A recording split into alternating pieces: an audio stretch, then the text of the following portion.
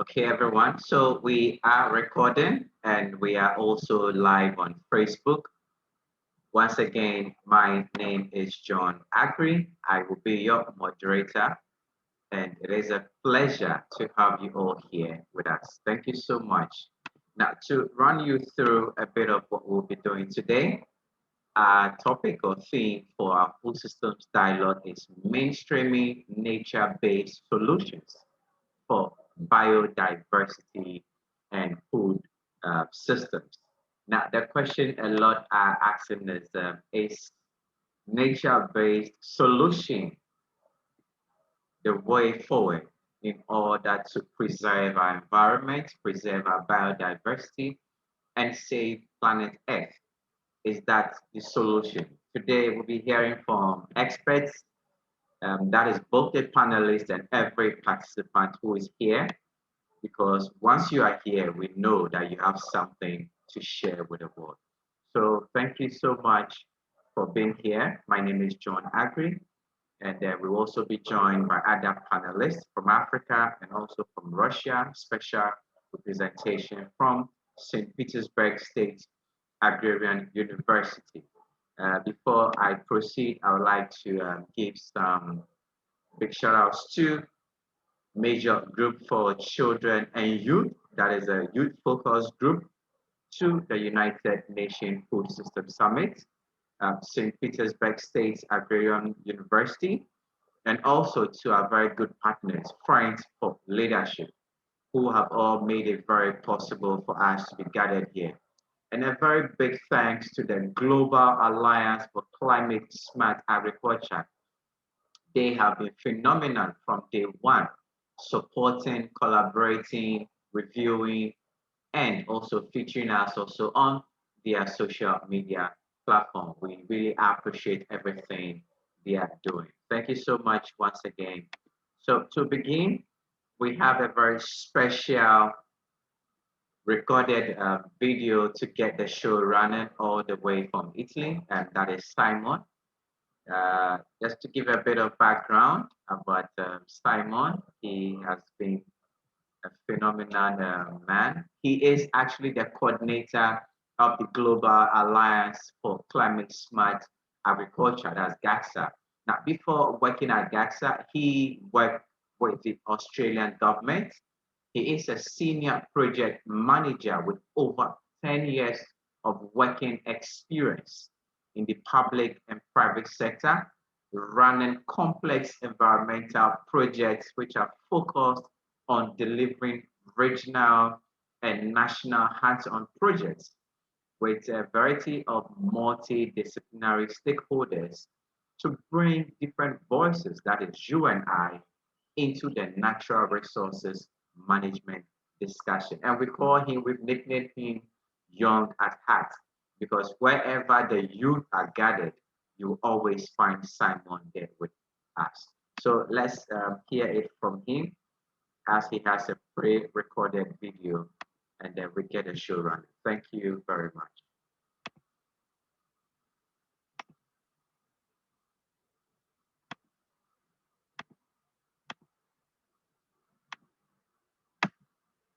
Hello, thank you so much. I'm Simon Lieber, the coordinator of the Global Alliance for Climate Smart Agriculture, that way it is. And I'm here to provide you with the good kick to start this conversation. I like to propose that take all your filters out and be yourselves. We need to hear your voices, and it has to be in a way that it's with no filter. And let me tell you, I'm young at heart, and I was like you, coming out of university or studying and thinking to do something different. And I thought, well, you know, the same politicians and the same people, there's no space for someone probably like, you know, with crazy ideas. And you know what, like little by little, you get to connect to people that they are in the same as you. And this is what we're here today, to ensure that we bring into the Food System Summit bold actions and bold ideas, particularly not from the dinosaurs, from youth. So go for it and connect with your heart and connect with what you're good at and bring these ideas together. So as a call to action, connect with also GAXA, follow us on social media, LinkedIn and Twitter, Instagram or Insta, and then keep doing the good work. Thank you so much to all the organizer, Esther, John, thank you so much for everything. And I wish you a wonderful independent dialogue. All the best. Thank you. Hello. All right, everyone. You heard it from Simon. He says, take the filter off. Let's hear the real you once you are here, and let's get the discussion going. Now, back to the main agenda. What exactly is nature-based solutions to agriculture or food system? When we talk of nature-based solutions, what exactly does it mean, and how does it solve a resilient and robust transformative food systems, particularly in Africa where it is hugely affected? So without much ado, I will let the speakers introduce themselves one by one, what they do in their private life, their professional life, and as well as what these two entities mean to them.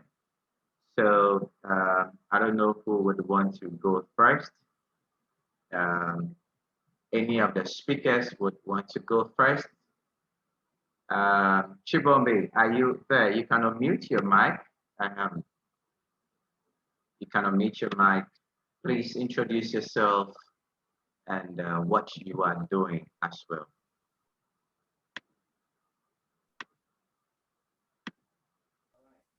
Hello, everybody. Can you get me? All right.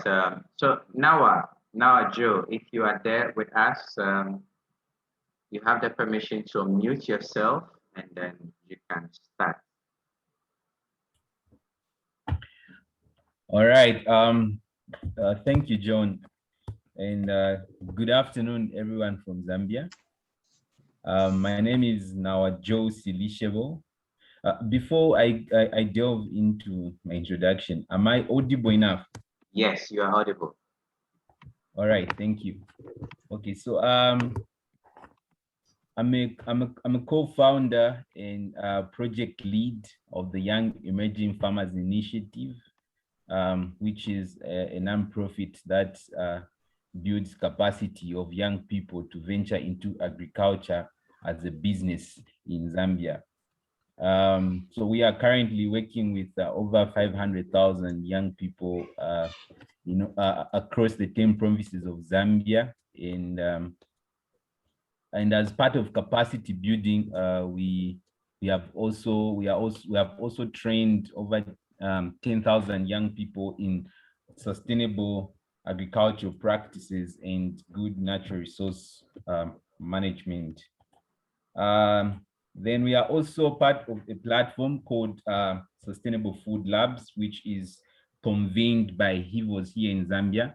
So the platform brings different people in the food systems, ranging from young people, experts, to actual producers and researchers, even politicians, to discuss how the food systems work better and sustainably. So this platform looks at where we are now in terms of food systems and where we may go given the current circumstances.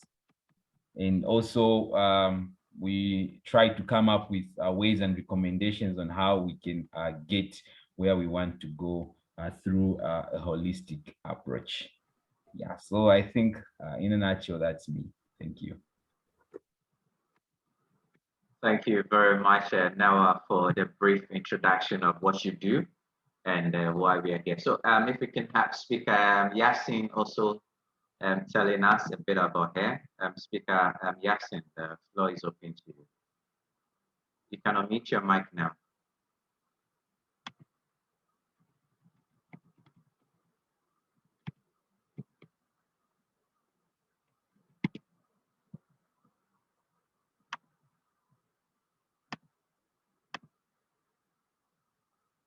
All right, as we wait for Speaker Yasin Yade, can we have David?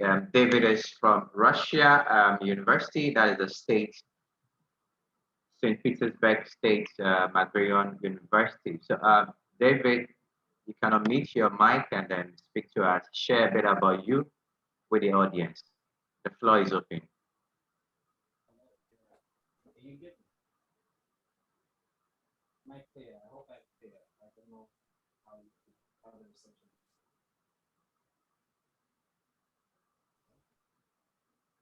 Hello, David. You're on mute, but we cannot hear you.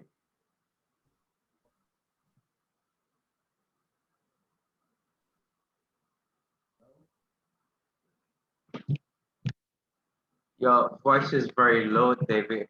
David. All right. So as David is trying to fix his mic, let's welcome some special people who have also joined us.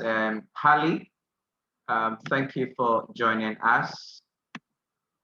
If you'd want to share a bit about you with the audience, we would really appreciate it. Hali Kampman.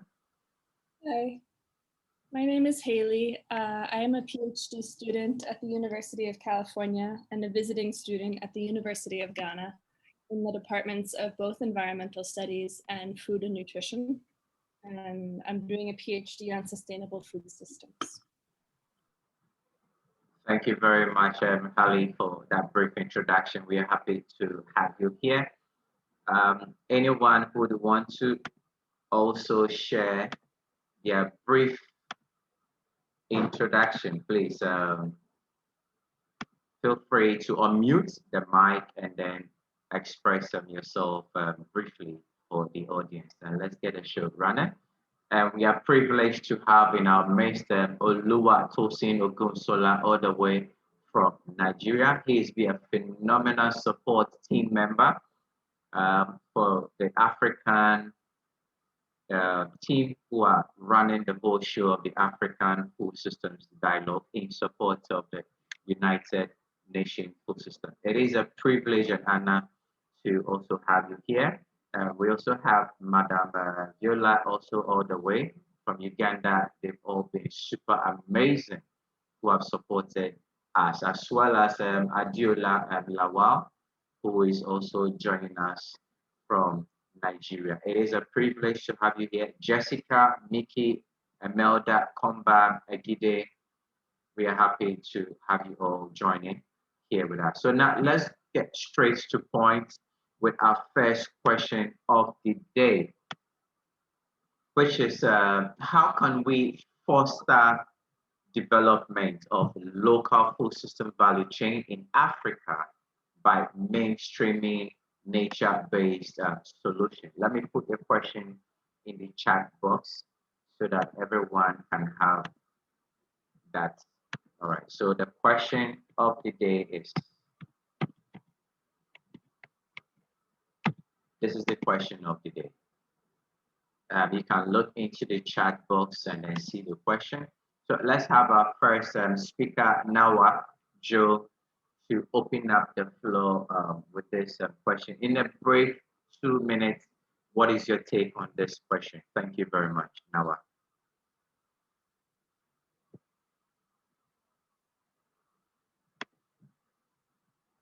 You can unmute, please. All right. Thank you very much, John.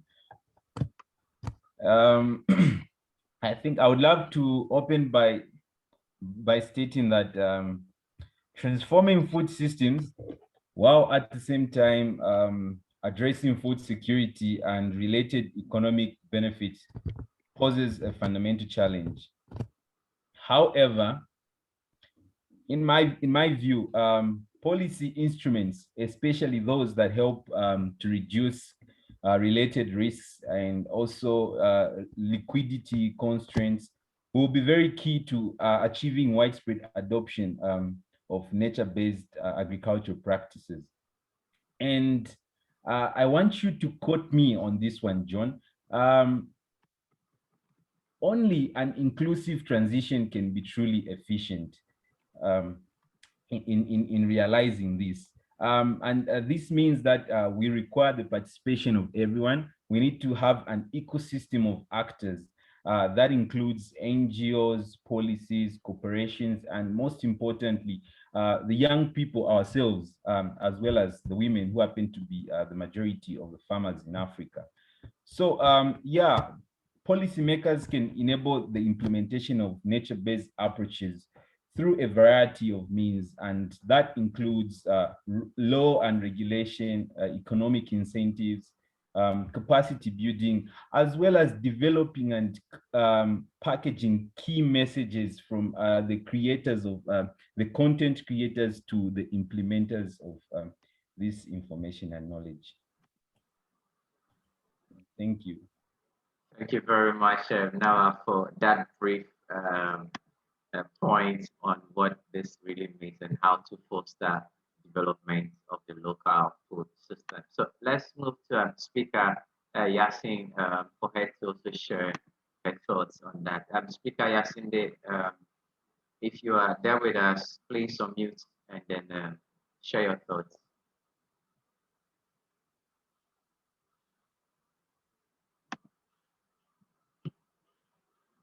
Okay, Speaker David, are you clear to speak now? Is your audio better?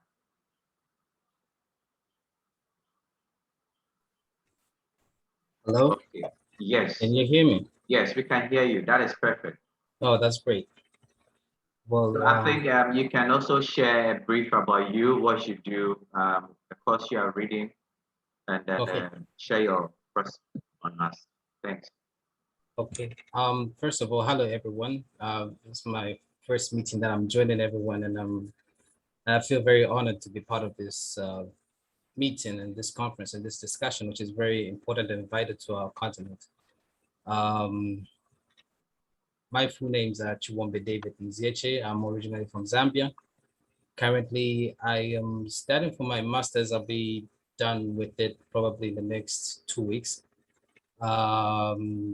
Specifically, agronomy with a focus on plant management. So that's my main focus. And I'll keep it brief.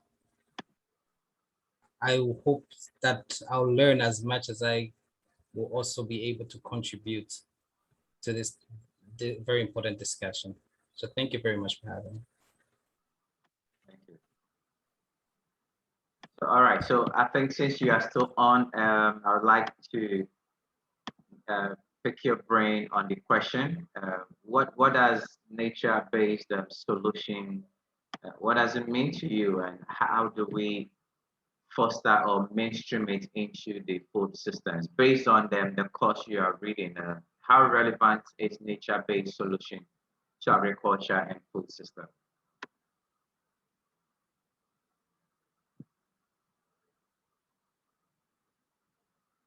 David, over to you.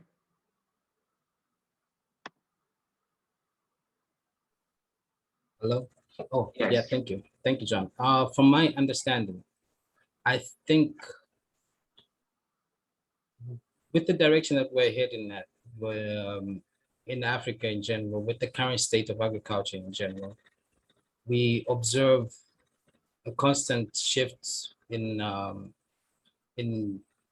total harvest, in quality of harvest.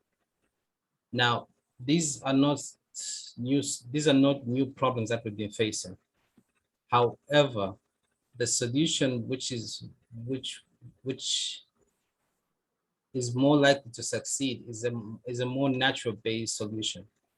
So if you look at agricultural practices such as agroforestry, where you incorporate the entire ecological system, you integrate the entire ecological system into the agricultural practice, that is where the solution lies. For example, if if we're trying to improve, if we're trying to find a solution to poor rains, which have plagued our continent for some time now, due to climate change and etc., we have to look within. So we have to look for natural based, I would say native breeds that actually perform well and strive well in regardless of the harsh ecological environment, regardless of harsh climatic environment that we're having right now. So that is my thought about it. So we ought to encourage the adoption of natural breeds of main crops such as maize. We have to encourage the use of local breeds and etc. All right, thank you very much. So I think we can also open the lines for participants to also share their thoughts on this question. How important or critical is nature-based solutions to the survival of food systems? Hali, would you want to share some thoughts on this?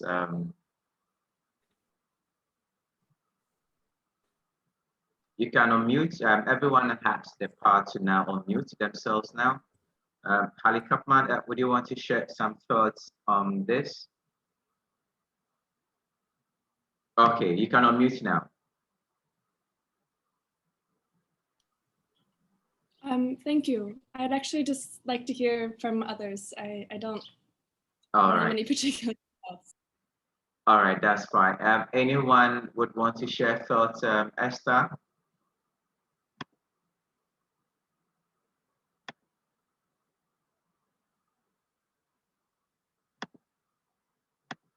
All right, so let's move to all the way to Nigeria. Oluwatosin, if you'd want to share some thoughts on this.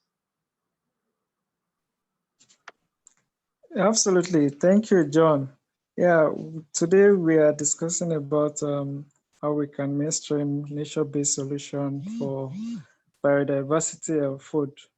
Basically, we understand the fact that biodiversity is key for food production, both within the soil, also in the atmosphere, and also for plant varieties and species.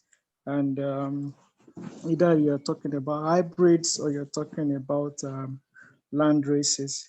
So in that case, while mainstreaming a nature-based solution, we are talking about climate smart practices, regenerative agricultural practices, just those practices that are sustainable enough and it's in line with nature, which gives a balance between environmental protection, that is, you are judiciously making use of the resource, the scarce resource you have, to be able to produce as much food for the teeming population. So in that case, we're also looking at agroforestry practices, and we're looking at how best to be able to provide for the ecosystem that also enhance this food production.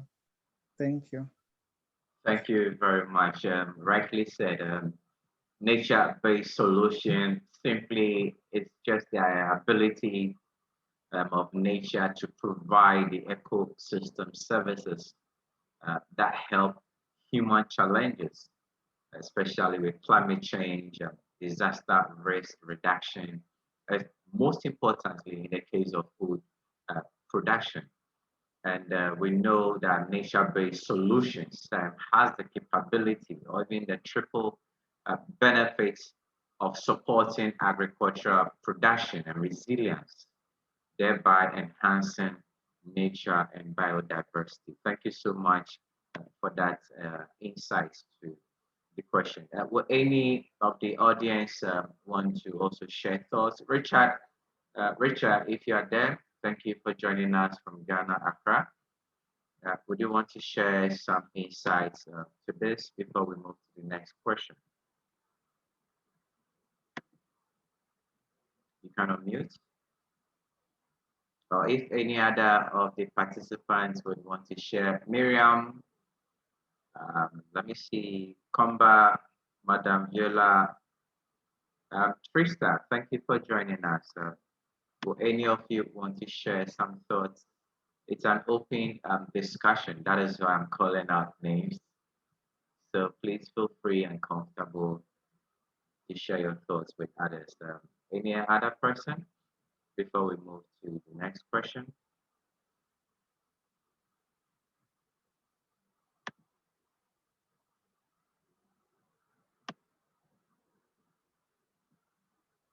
All right, so the next question is, how then do we manage existing food production to be more sustainable for future economy if we are looking at nature-based solutions? So, wow, it seems most of our participants are saying they are here to listen. So it means that we are also here to share with them more of what we have. So this is the question in the chat box for the next round of interaction.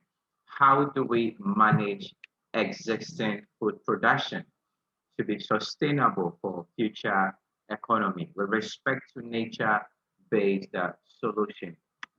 So I think with this one, we will start with Olua Tosin, then we come back to speaker Nawa Joe. So over to you. Oh, okay, thank you so much, John. And I'm pleased to also contribute on this question. Yeah, if I may, so going forward, sustaining, that's managing the current production we have in line with nature-based solution is just when you are trying to buttress more on the agronomic practices and also the practices that are inherent within the African farming space at the moment. So also to be able to incorporate nature-based solutions. Nature-based solutions in terms of when you're talking about agroforestry practices embedded with intercropping, and you're also including mulching progressionally with cover cropping. So it's an integrated system. It's an holistic approach to it. So at the end of the day, you are, as much as you are conserving the soil to retain its functions, to perform its functions within the ecosystem, and to also renew itself, it rejuvenates itself because there is the activity of microorganisms in it. So at the end of the day, you're able to sustainably maintain your production over the years. You know, before now in Africa, we normally have shifting cultivation and bush fallowing. But now, because of issues with land and then domestication, I mean civilization, where you have majority of industries coming in and all. So there's no room for land, as it were. So in that case, we need to be able to judiciously make use of what we have to produce the food we need, I mean, safe and nutritious food over a long period of time. So it's not like as if you are degrading or depleting the soil or the ecosystem, but you are working alongside with it to be able to get what you want out while still maintaining the environment for generations and generations to come. Thank you. Thank you very much for that top up to it. So let's have Nawa, speaker Nawa, to also share insights with us. Nawa Joe.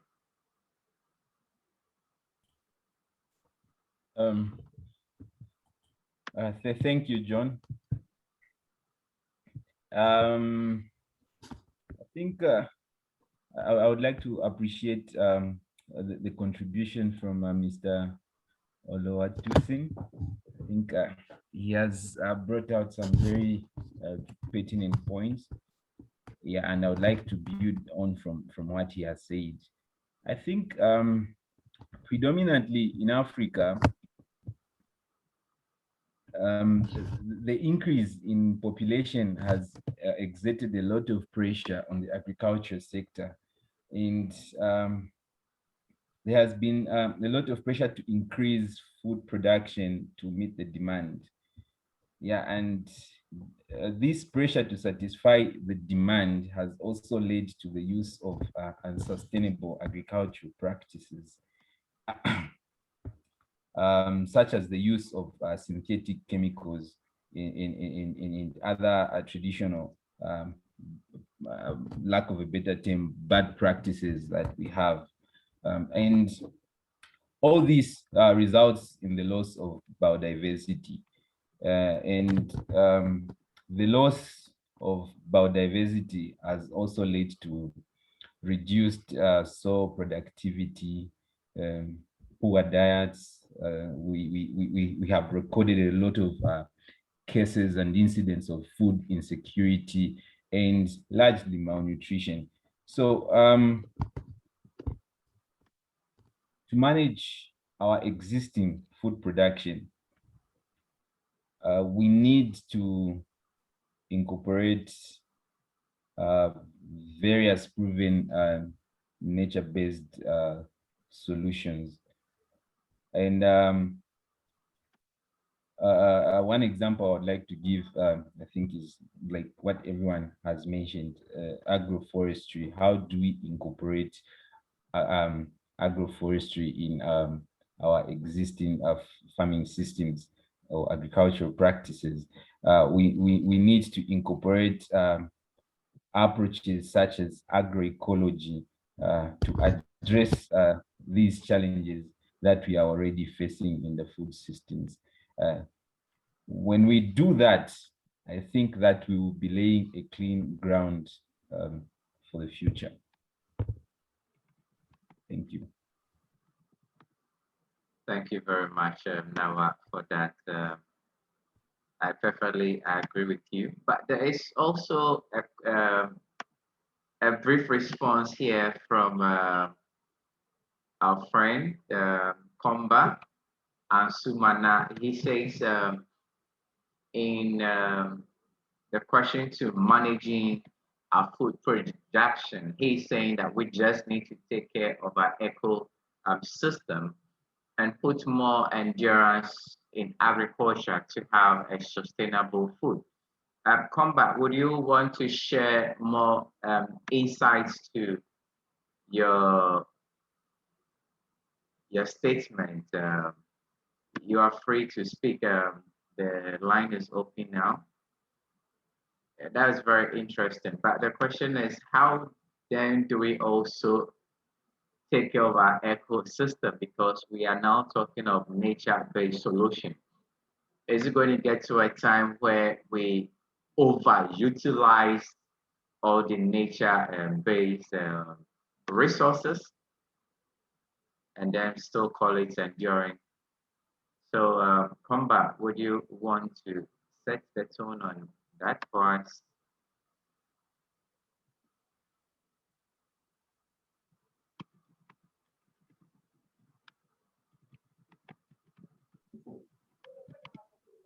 Yeah, happy to join this meeting. This is Komban Shmana. I hope you are getting me. Yes, we are happy to hear you. You're loud and Yeah, clear. actually, according to the questions that you asked, actually, to my own opinion, we just need to embark on ecosystem actually, and also be strengthening endurance and in agriculture actually, because if we have endurance, if we strengthen agriculture sector, I think we just need to have a better food sustainability in society. But if we just look at that and just leave it like that, I think there will be a lot of struggles actually. All right. Thank you so much for that. Speaker David, would you want to share your thoughts on that now? You can unmute.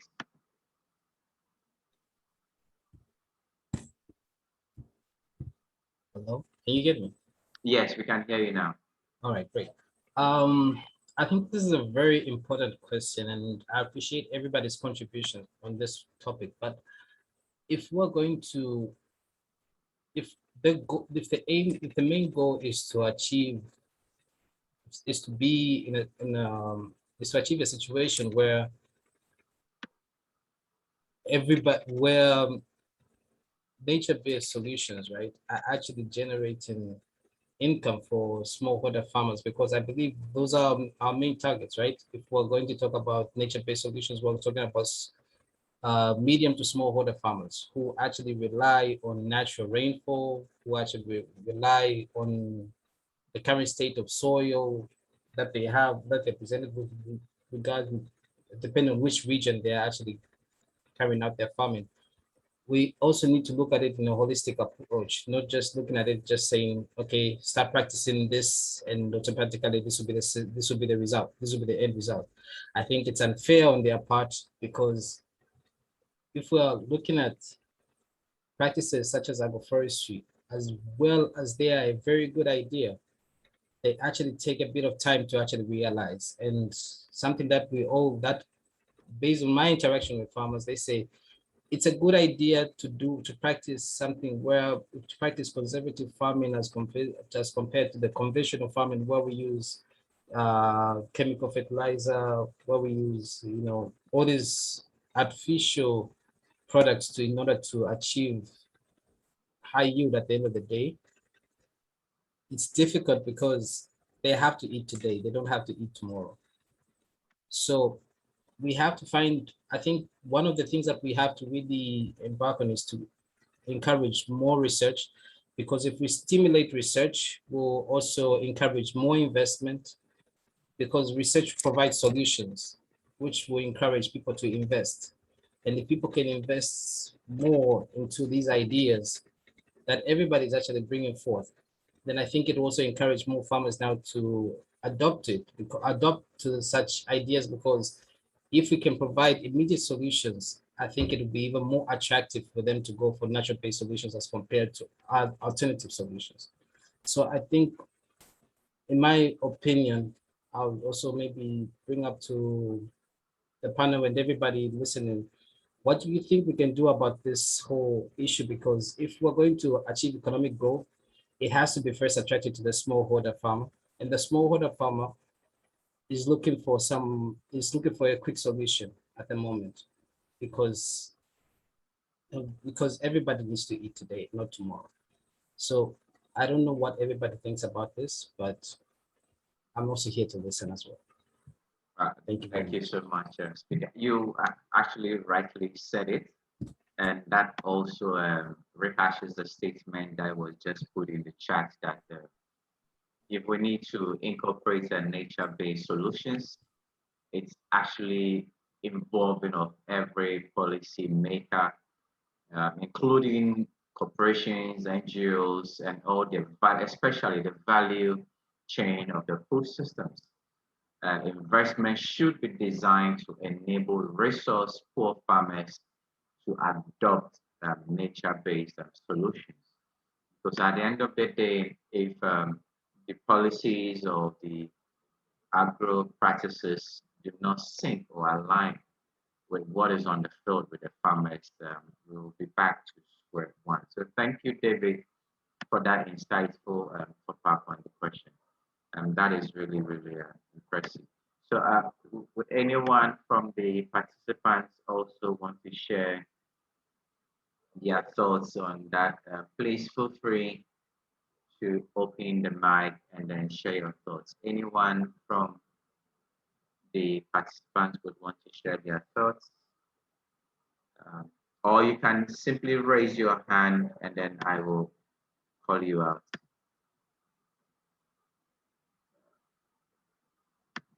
Anyone who wants to share their thoughts?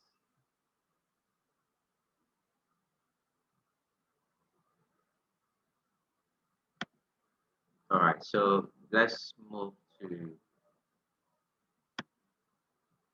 the last part one question, and then let me put it in the chat here.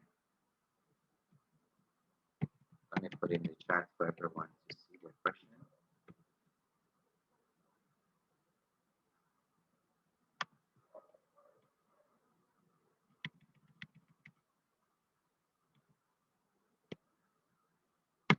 So the question is, with all that we have talked about nature-based solution, which we all know, it says what a successful transition will require an ecosystem of actors. All right, that we all understand. Now, we've talked about nature-based solutions, what needs to be done. Now, the practical question is, which game-changing solutions would you propose to drive the transformation towards healthy and sustainable consumption? And how do we facilitate this nature-based solution in diets towards a more nutritious food? Okay, so Richard is saying that we can slowly introduce sustainable practices while developing effective markets for the produce. And this is an excellent submission from Richard. Richard, would you want to share more highlights on your submission? Would you want to speak more on your submission here? That is a very impressive idea and solutions you've put across. Would you want to speak more on it? Please unmute your mic. Thank you very much, moderator. I think this topic is very important, especially where the food systems are concerned. And I think I appreciate what I'm hearing from different experts who are speaking on the panel and from different people on this platform. But I think we should also understand, like the previous speaker mentioned, that these practices are difficult for farmers to just uptake. And I think we need to recognize that. And I think before even as people are looking for a sustainable system, before pushing agendas, we need to also understand that the small medium farmers, and just say small scale farmers in general, really have a tough time to actually have these sustainable productions to up to speed to be able to produce the expected results to earn the income they need. So in as much as we may want to introduce different techniques and methods, we need to also understand that we need to also introduce markets or strengthen markets that are supporting or are buying these products that are being produced using these techniques or methods that we are promoting. So I think it's also important to stimulate such. So working with different partners, especially companies that are dealing directly in the production of these or adding value to these products, are able to create this market and offer the farmer premium prices. For instance, I can give an example that I think that was mentioned of agroforestry. So if someone is producing honey, if you're able to find a market where they're able to sell at a premium price, that will enable them to reduce the production of crops using synthetic chemicals and fertilizers on the other hand. So that also offsets some sort of balance. So it's slowly introducing such so that a farmer is able to let go of the bad practices and move on to the sustainable practices. Yeah, I think that's what I meant by that. This is very good. Thank you so much, Richard, for that. I have really captured everything that you have said for our report. It is really true that we can slowly introduce sustainable practices, because normally once you force feed a policy or an activity, it tends to be met with resistance or shockwave. So it is very key that you test the level of participation, the level of embracement from those who are at the receiving end before you go 100% large scale. So this is indeed a very welcome submission from you, and thank you so much for that. So let's hear also from other panelists, if anyone would want to top up on this before we move to the last round. Adiola, would you want to share some thoughts?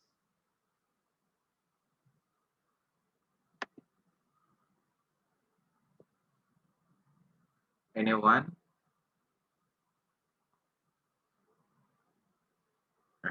Wycliffe, would you want to share thoughts on the ongoing discussion?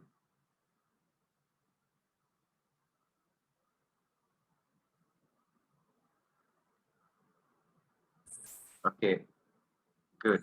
We are happy to have David back on the line. So, David, what is your take? Okay, what is your take on it? And then we can move to the last round of questions.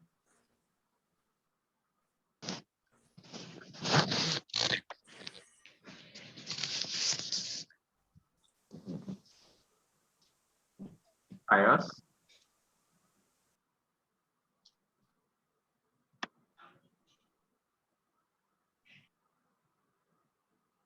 All right, so let's move to the last round of question. This should be the take-home message from everyone or the panelists. A lot of people talk, but then at the end of the day, we still come back to square one, being at the table, discussing. So the question I want to put forward is, what practical lessons or what practical game-changing solution would you want your government or would you want the stakeholders, the players in the food system to adopt with respect to nature-based solution? What do you want to see changed? What do you want to see implemented? What do you want to see integrated? So with this, we'll start off from Speaker Nawa, then we come to Oluwa Tosin. Then from there, David would also share his thoughts. So Nawa Joe, over to you. What is your take-home message? All right. Thank you once again, John. But before I go, and I think there's a hand you didn't see, you didn't observe. Someone had raised their hand in the chat. Oh, really? Who was it? And if I can recall the name very well, it should have been Jessica Mzamindo. Please, the floor is still open if they want to share the thought. But okay, so you come in and then we'll have a wrap round for them, everyone as well. So chip in now.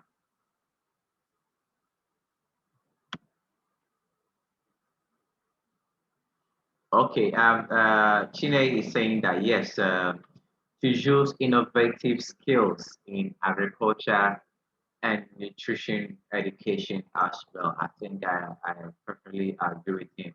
It seems that the topic or theme of nature-based solutions is not widely spread or widely incorporated with farmers or even the value chain.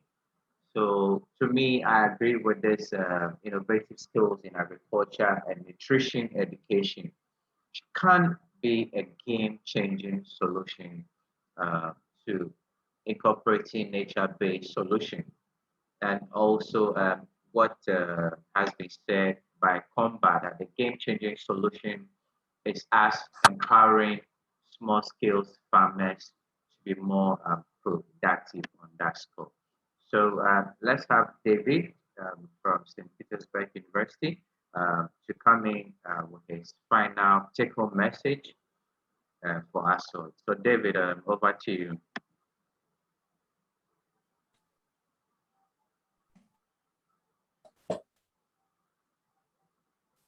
Hey, thank you very much, John. Well, if we look at the action plan that needs to be done, I think most of the stuff has already been planned out.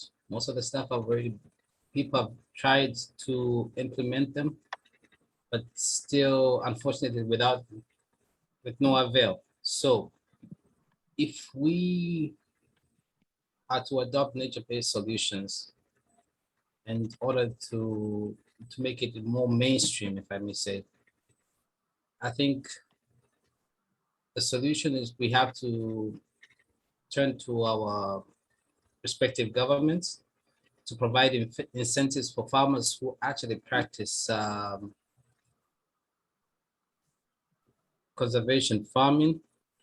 We have to provide incentives for individuals who are more, who are willing to participate and share their knowledge. That includes scientists as well. We need to give them a more platform and accessibility to resources for that to actually carry out the research, so that they come up with better solutions. Because one thing that is mostly overlooked is that corporations are constantly investing in research. It's part of their structure of their organization. But if we're looking at nature-based solutions, there's almost like it's not really a cooperative, because it's more a way that people are just trying to find a solution to get by because of the harsh conditions that they're faced with. And due to the concern of climate change, that's what most people are trying to work. That's what we're trying to work with. So we need to come up with a way, we need to come up with an actual structure plan, so that if somebody is carrying out a research that's mainly based on nature-based solution, if somebody is actually coming up with a natural-based solution, how can we get it out to the farmer? And how can we provide an incentive to the farmer that they can actually engage in that, and they can actually become a part of that system? So it'll be good to see policies that are more focused on that. If it's a simple thing, it's as simple as just saying, if you are practicing conservation farming, the government will provide you with inputs to a certain degree. It starts with the small things, just the basic incentives, because if we make it more attractive, that is a way to draw people in. So I think we should really focus on how to make it more attractive, and we should actually make it more, and we should incentivize the practice itself. That is what I think it's a beginning of an action plan, I think. Thank you very much, David. That was very insightful. We should incentivize the practice, and I perfectly agree with you. So over to Nawa. And then from there, we will have Oluwatosin to also come in. He has shared very straightforward points in the chat that is very helpful. Research findings, policy formulation, communal land rights, and also inclusive and diversity for youth participation and women. That is very, very key.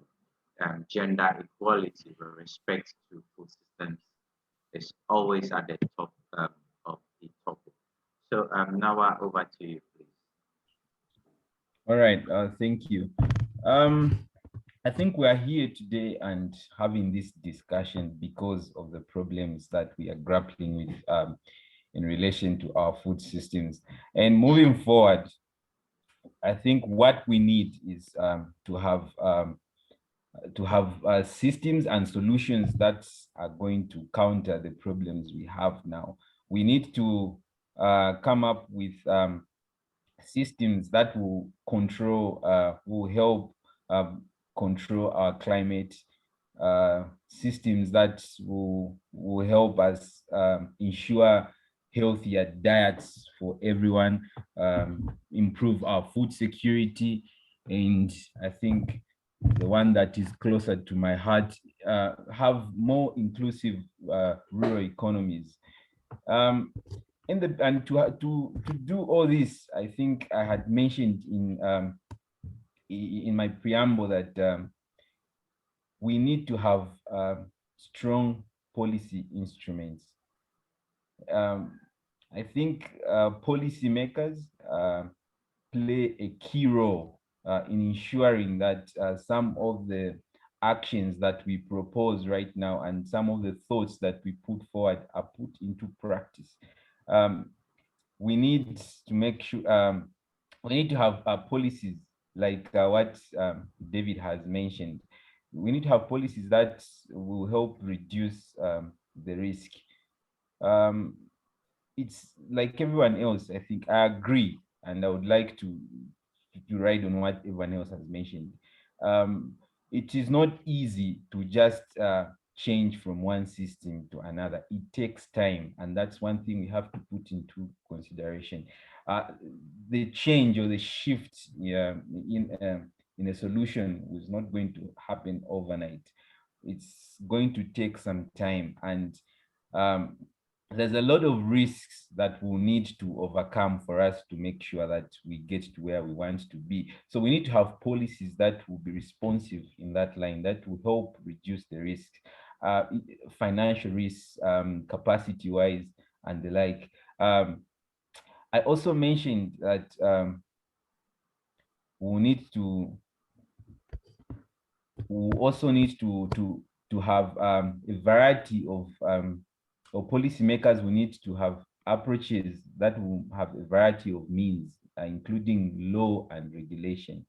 From experience and some of the works that we have done, I think the most effective way to enact change is to put it into the law, because when it's in the law, then it will be binding and everyone will be required to do what you place in the law. So we need to find a way of ensuring that beyond having policies that will help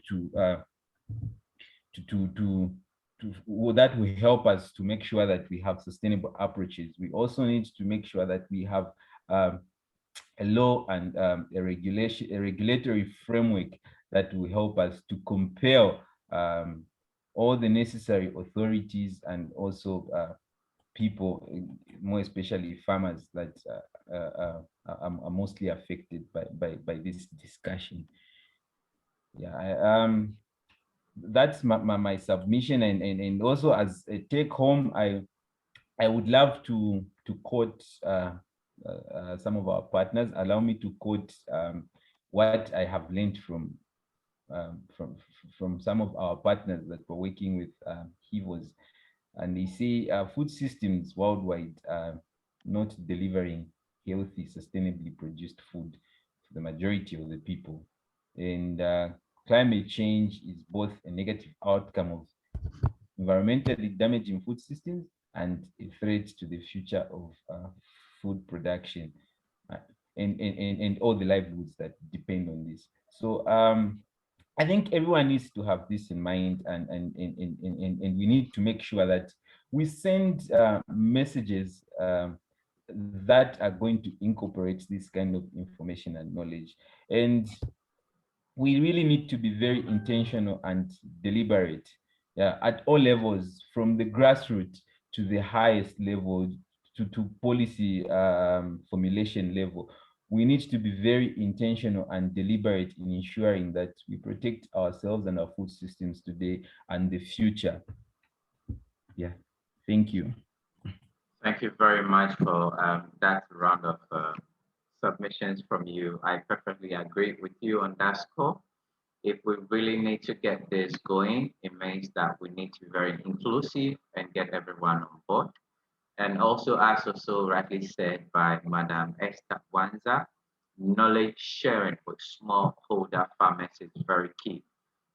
If we need to decentralize information sharing so that everyone can have access to it. And from Trista, Trista is saying more advocacy needs to be done to policymakers, farmers, and consumers on the importance of nature-based solutions to climate, food, nutrition, food security, to the environment, and most importantly, to our health.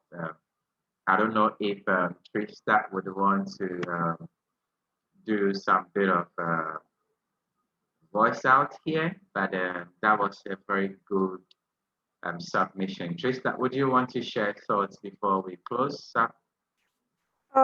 Okay, can everyone hear me? Yes, we can hear you. Okay, I think I want to agree with what Nawa said. It's very important because current food production practices, that involve chemicals and a lot of damage to the environment is really not sustainable. And I think you also mentioned something to do with agroecology. I work in a field where we do a lot of practicing agroecology with farmers, and we encourage it. And it's been proven that actually it's more profitable than the use of chemicals and chemical fertilizers and herbicides. It's something that is very practicable. We do have many farmers practicing it on huge amounts of land and realizing so many profits. So for me, I think more advocacy issues need to be done. Firstly to the farmers themselves on the importance of these nature-based solutions. Farmers need to know that if they practice, say, organic agriculture, conventional farming, they sustain the environment. They actually care for the environment, and they will even produce more. When you grow crops on a piece of land with using manure and um, natural or organic fertilizers or pesticides, what actually happens is you care for that soil. You don't need chemicals over and over again. But if you start using chemicals, you use them once, they're like drugs. You're always going to be using them, and actually more and more each time. So that actually leads to climate change, because more and more portions of land are going to be cut for trees. Are going to be cut for agricultural production because your previous land is degraded. We create a dependency syndrome, and we are actually seeing increase in prices of the hybrid seed, increase in prices of fertilizers, because the soil is destroyed already. You cannot do without it. You cannot do without these fertilizers. So what are we seeing for these farmers? What we see is they become more and more poor, the small scale farmers, because they need to depend on the seed and chemical production companies for their farming. Prices keep on being expensive each and every time. And it's very important to practice agroecological practices such as polyculture, multi-cropping for food and nutritional security. Current practices, we see so much monoculture, a very huge piece of land, you only have maize there. What happens to the protein, the legumes, and the beans, and anything else that will give you a full nutritional package? There's no crop rotation. We're not having cover crops. Agroforestry is rarely practiced. So all of this needs to come in, because when you practice agroforestry, you may have some fruit trees, they may give you some profit, and also some are medicinal, like Esesbania, Sesban, Glycidia, Sepium. All of those provide, maybe pesticide actions to the environment itself, the farming environment. So it's very important to practice nature-based solutions, because when we do that, we care for future generations as well. We care for farmers, we care for consumers' health. So advocacy issues are supposed to be to farmers themselves. Farmers need to know why they're practicing nature-based solutions. Consumers, we need to know that when we practice this, actually, when farmers practice agroecology or use nature-based solutions, the foods they produce is much more nutritious. The food is much more healthy, unlike the food that we eat from all of these chemicals, which give us cancers and BP.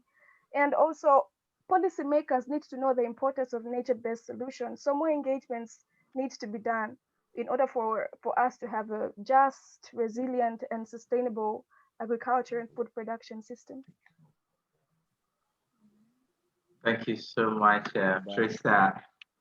I'm really happy that I got to make you speak out. You have actually given us a lot to digest in our report, and that is really, really appreciated. Thank you so much. So with what has been said, I think Trista's points has summarized everything for us in a very practical way, straightforward point. If you'd want us to quote you on what you have put across today, or if you want to share about 2 lines or 3 lines to the UN Food System Summit, please, I have put the email in the chat box. Send me your quote, your picture, your social media handle, so that we can tag you and do a very nice and creative poster of you. Would appreciate if you can send them today or tomorrow, so that from Sunday all the way to Wednesday, we can share your wonderful submissions across. So please do this for us, and let's highlight the amazing point you are raising here. So we've got the original focal points here. Madam Esther would share closing remarks to this for us. Madam Esther, if you are with us, the floor is open to you. And also, would want to do a group photo. So we would appreciate if it is comfortable for you, you can switch on your mic and then show your beautiful face. And then let's take a group photo for our social media. So over to you, everyone. You can open up your camera now so that I can do the picture taking whilst Madam Esther gives her closing remarks. So let's see everyone's face. That's great. Wonderful. Perfect. You can open up your mic, Madam Esther, and the floor is yours. Let me see everyone's face. So I'll be taking the picture very soon. Okay. Perfect, perfect, perfect, perfect. All right, perfect. That is good. Okay. Oh, more are coming in. Perfect. Thank you so much. Okay, so let me wait for some 30 seconds and then I will take the camera now. Are you ready to go? Pius, yes. Viola, yes. Adiola, I'm waiting. Kevin, okay, so I think we've got a few. So let me take the shot now, please. Okay. Please smile, smile, put a smile on your face. Great, great, perfect, perfect. Thank you so much, everyone. So let's hear from Madam Esther, and I really appreciate everyone. So you could put up your camera now if you are okay. Thank you so much. Madam Esther, over to you.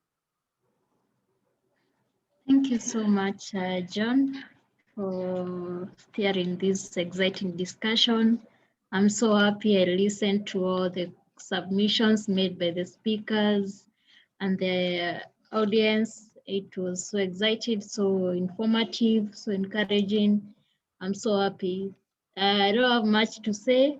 I would like to thank all the participants, the speakers for joining us today, for sharing their views, their contribution to this dialogue.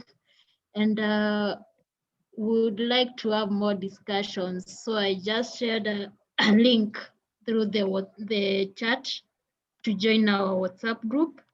We are going to have more dialogues in the coming months before the summit.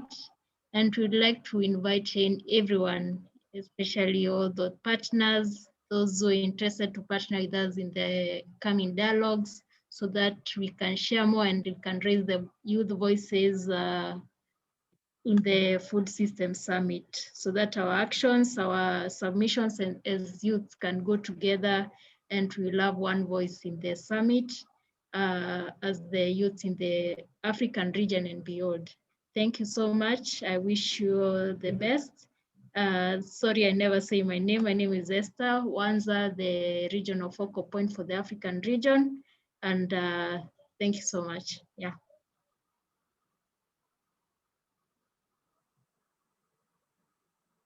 That's all from me, John. You can conclude. Yeah. All right, Madam Esther, thank you very much for today. We really appreciate everything that you have done. And the best of it all has been the participants. Initially, everything was just quiet, but everyone warmed up and has been phenomenal. And thank you so much to everyone who has been here with us.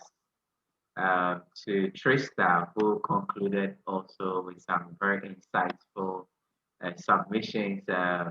Pius, Olua Tosin, Komba, Ahmed, Murada. Let me see our panelist all the way from Russia, David. He's been amazing also here with us. I really appreciate everything you've done. David is actually pursuing his master's degree. Yes, he's actually in the agronomy in his second year, and we are happy to have had him here today. And thank you so much, everyone who has made it here. So let's do this again another time. And now, Joe, another impressive, prolific person, a very good friend of mine.